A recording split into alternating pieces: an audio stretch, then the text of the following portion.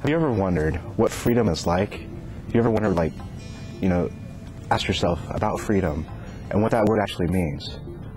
About what it is to be free, completely free. Does it cost anything?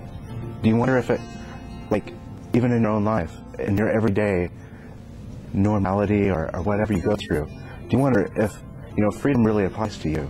Where you're going into the school or you're with your own family. Do you ever wonder about the cost of freedom? Well, my name's John, and I want to tell you about what freedom for my life has cost me, and just kind of give you a little bit of my story about what Jesus has done in my life and how he has transformed me and made me the person that I am today.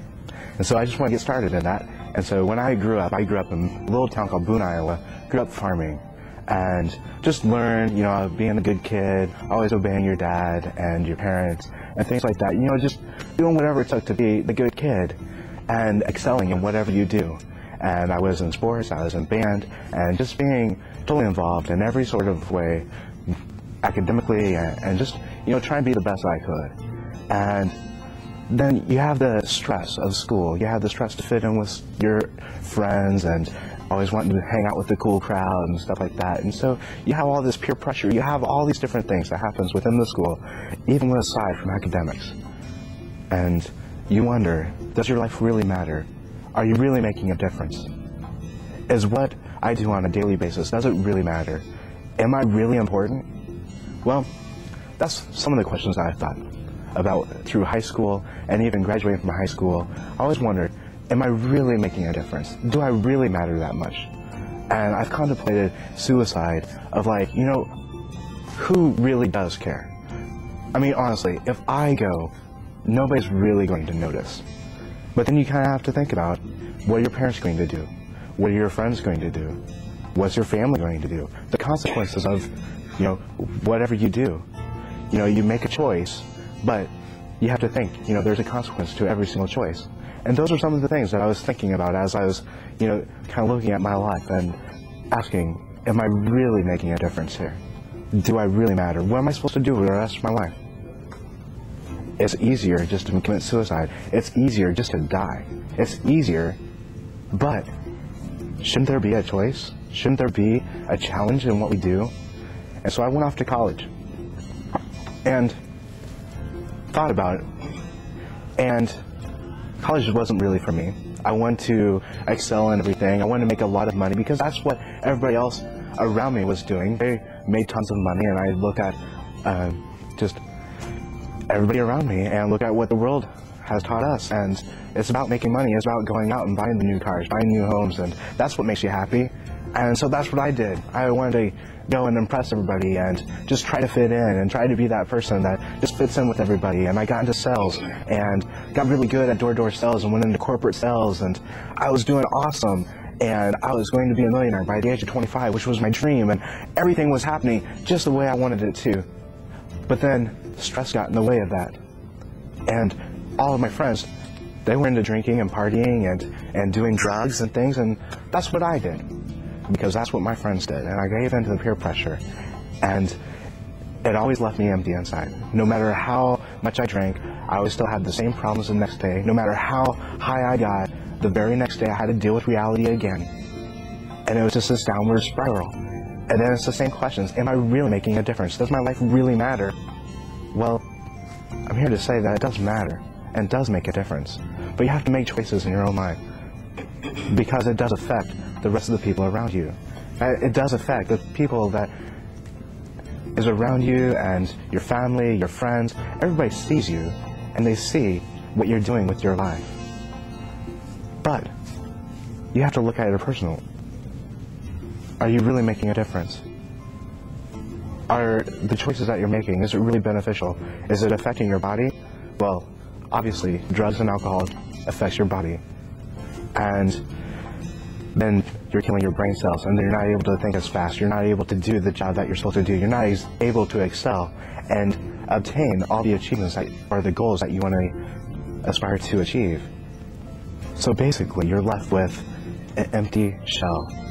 Well, how do you fill that? No matter how wasted you get, no matter how drunk you get, no matter how high you get, you still have emptiness within your life. Or you're dealing with eating, or just, am I too fat, am I too skinny, am I this way, or my clothes cool, or whatever your peer pressure is. It's a personal level, and it's your own thoughts, because you do matter, your choices do matter. And I want to say that those are some of the questions that I was kind of thinking about, and different things that I was contemplating with my own life. And I got to the point where I was 21 years old, and I just gave up sales. I gave up every aspect of my life, and just had to go back home and go back to working on a farm, and just going back to simplistic things and kind of get my life straightened back out. Because my life had gotten so torn up with drugs and alcohol that I couldn't effectively do my job anymore. I couldn't effectively think anymore, and I just had to get back to the basics. And that's when I went home. And as I said before, I grew up in Boone, Iowa, so I went back to Boone, and within 2 weeks of working on the farm, I met a guitarist, and as I said before, I grew up playing music and things like that, and so I went to a jam session one night, and we were playing guitar and just hanging out and things, and he asked me if I want to go to church. And I never really went to church growing up. I didn't understand, like, about anything of God. I didn't understand, you know, what the real purpose of life was for anybody on this earth, or why we're even here. And so I was like, you know, church might be a good start for me, at least, a good idea to go and see who this God is. Does my life really matter? Just to get some answers of these different questions I had growing up, you know, and contemplated. And I was like, you know, the church, they're supposed to provide the answers. So I went to church that Sunday, and I was blown away by the music, and because I always thought hymnals and everybody's just older, and but what I did get to see was people who loved me for who I was. But it seemed like their lives were just way too perfect. It seemed that their lives on the outside was just, everything was great. And as I said before, I was in sales, and so I had to make up stories and lie to people just to make my life fit in with their life. And so that's what I did. And this went on for a year. I was still in the bars. I gave up smoking weed. I gave up just doing drugs and things. But I had to have, you know, my cool time with my friends and still go to church, because that's what good people do. That's what I thought anyway.